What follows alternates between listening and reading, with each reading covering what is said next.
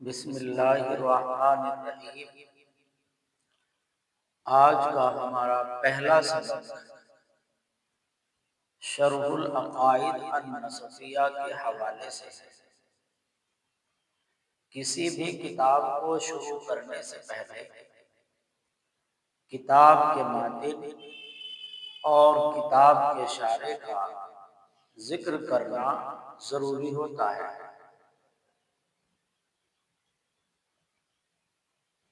اس لیے کہ انہوں نے کتاب لکھی اور ان کا اس سے مقصد اللہ رب العزت کی خوشنودی ہے، اور ان کا ذکر کرنا اس لیے بھی ضروری ہوتا ہے تاکہ ان کا نام زندہ رہے اور ان کے لیے ایصال ثواب کیا جائے۔ جب بندہ ان کا نام لیتا ہے تو رحمت اللہ علیہ کہتا ہے۔ شرح العقائد النسفیہ کے متن کا نام العقائد النسفیہ ہے۔ العقائد النسفیہ کے متن یعنی رائٹر مصنف کو نجم الملہ والدین کہا جاتا ہے، یعنی ان کا لقب نجم الملہ والدین ہے، اور ان کو مفتی الثقلین بھی کہا جاتا ہے۔ مفتی الثقلین سے مراد یہ ہے کہ انسانوں اور جنات کے مفتی ہیں۔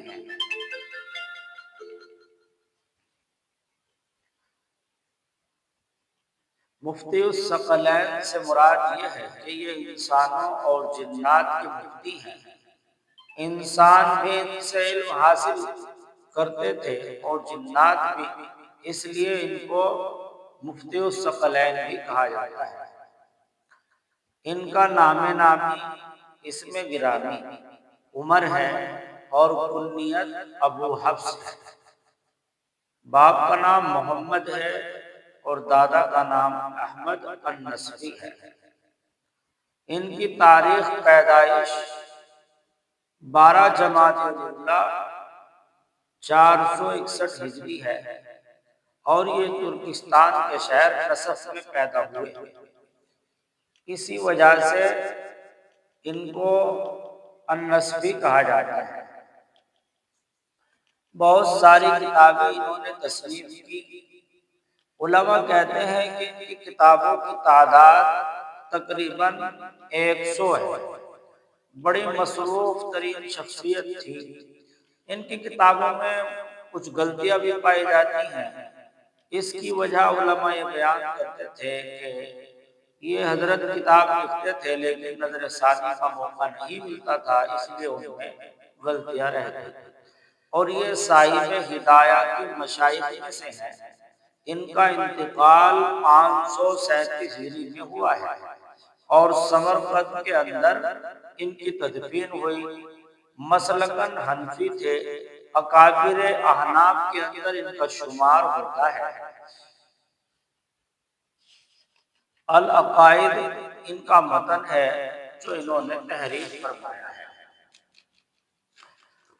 العقائد کی بہت ساری شروحات بھی لکھی گئی ہیں، جن میں سب سے زیادہ شہرت جو حاصل ہوئی ہے وہ علامہ سعد الدین تفتزانی رحمۃ اللہ علیہ کی شرح العقائد کو حاصل ہوئی ہے۔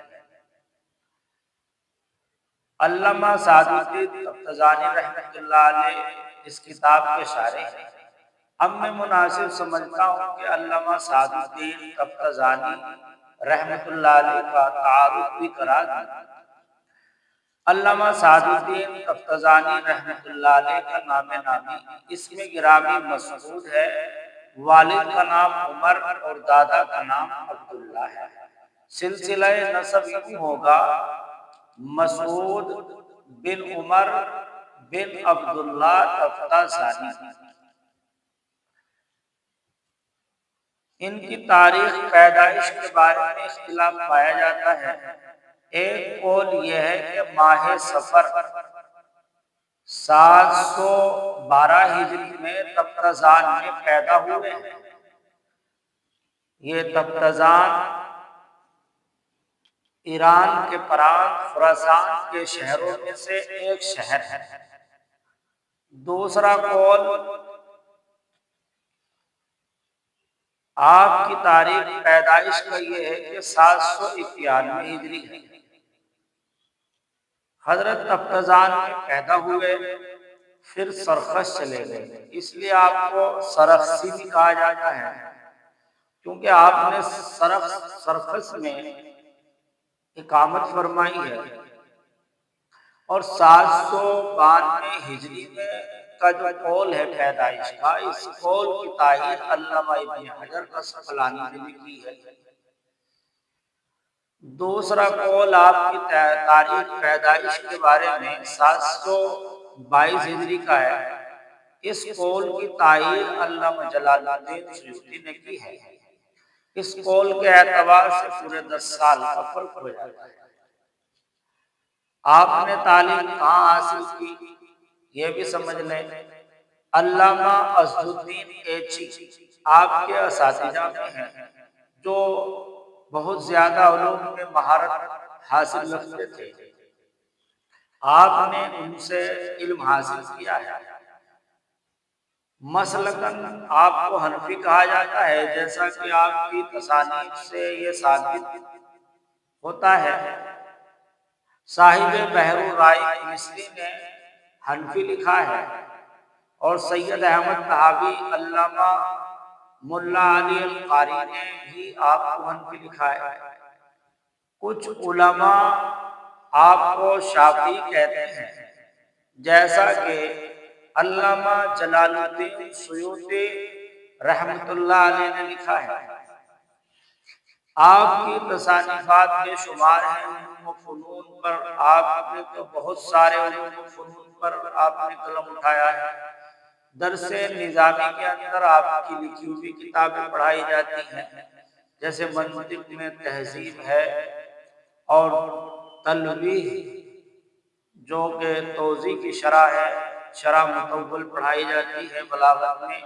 اسی طرح بلاغت میں مختصر المعانی اور مفتاح العلوم سکاکی کی شرح بھی آپ نے لکھی ہے۔ آپ جب علامہ عزالدین ایچی کے پاس پڑھتے تھے تو آپ کو کچھ یاد نہیں ہوتا تھا، اور اساتذہ کرام آپ جب کسی بچے کو کن ذہنی کی مثال دینی ہوتی، طلباء کے سامنے کسی بچے کی کن ذہنی کی مثال دینا ہوتی تو علامہ تفتازانی کی طرف اشارہ فرماتے۔ ایک رات علامہ سعد الدین تفتزانی رحمۃ اللہ علیہ سو رہے تھے کہ اچانک خواب میں ایک شخص آپ کے پاس آیا اور کہنے لگا، سعد الدین چلو سیر کے لیے چلتے ہیں۔ آپ نے ان کو جواب دیا کہ میں سیر کے لیے پیدا نہیں کیا گیا۔ دوسری مرتبہ پھر وہی شخص آیا، آپ نے دوسری مرتبہ بھی یہی جواب دیا۔ تیسری مرتبہ پھر آیا اور اس نے کہا، اللہ کے رسول آپ کو بلا رہے ہیں۔ پھر علامہ سعد الدین تفتزانی بغیر چپل ہی کے ایک دم تیزی سے دوڑ پڑے، اور جا کر دیکھا تو اللہ کے نبی بیٹھے ہوئے ہیں، تشریف فرما ہیں، اور آپ کے سامنے۔ علامہ سعد الدین آپ صلی اللہ علیہ وسلم کے سامنے چلے گئے اور آپ سے اپنی کن ذہنی کی شکایت فرمائی۔ اللہ کے رسول صلی اللہ علیہ وسلم نے فرمایا، سعد الدین اپنا منہ کھولو۔ علامہ سعد الدین تفتزانی نے جیسے منہ کھولا تو آپ نے اپنا لعاب مبارک آپ کے منہ میں ڈال دیا۔ بس پھر کیا تھا، اس کا اثر یہ ہوا کہ جب آپ صبح سے میں گئے تو بڑے عجیب و غریب سوالات کرنے لگے۔ استاد کہنے لگے کہ سعد الدین اب تم وہ نہیں۔ یوں پھر آپ کا علم اور آپ کی شہرت بہت زیادہ ہو گئی۔ تاریخ وصال میں بھی اختلاف ہے۔ ایک قول یہ ملتا ہے کہ 792 محرم الحرام 792 ہجری ہے۔ آپ کا 2 محرم الحرام 792 ہجری میں آپ کا انتقال ہوا ہے۔ علامہ ابن حجر اسقلانی نے اسی کو ترجیح دی ہے، اور صاحب نبراس نے بھی اسی قول کو ترجیح دی ہے، اور انہوں نے یہ واقعہ لکھا ہے کہ بادشاہ تیمور لنگ، جس کو امیر تیمور لنگ کہتے ہیں، ان کے یہاں یہ ان کے مقربین لوگوں میں سے تھے علامہ سعد الدین تفتازانی، کہ وہاں پر میر سید شریف جرجانی آئے اور انہوں نے اولئک علی حکم ربہم پر علامہ سعد الدین تفتازانی نے استعارہ تمثیلیہ اور استعارہ تبعیضیہ جمع فرمایا ہے، اور ساتھ ہی علامہ سید شریف جرجانی نے اس پر اعتراضات کیے، اور وہاں آپ کو تھوڑا نیچے دیکھنا پڑا۔ اسی کا یہ اثر ہوا کہ علامہ سعد الدین تفتازانی کو بڑا صدمہ ہوا، اور یہ واقعہ 791 میں صاحب نبراس نے لکھا ہے، اس لیے 792 میں پھر آپ کا انتقال ہو گیا، کیونکہ اس واقعے کے بعد آپ بیمار پڑ گئے، تو 792 ہجری میں آپ کا انتقال ہوا ہے۔ دوسرا قول 791 ہجری کا ہے، وہ بھی ملتا ہے، اور سمرقند کے اندر آپ کی تدفین ہوئی۔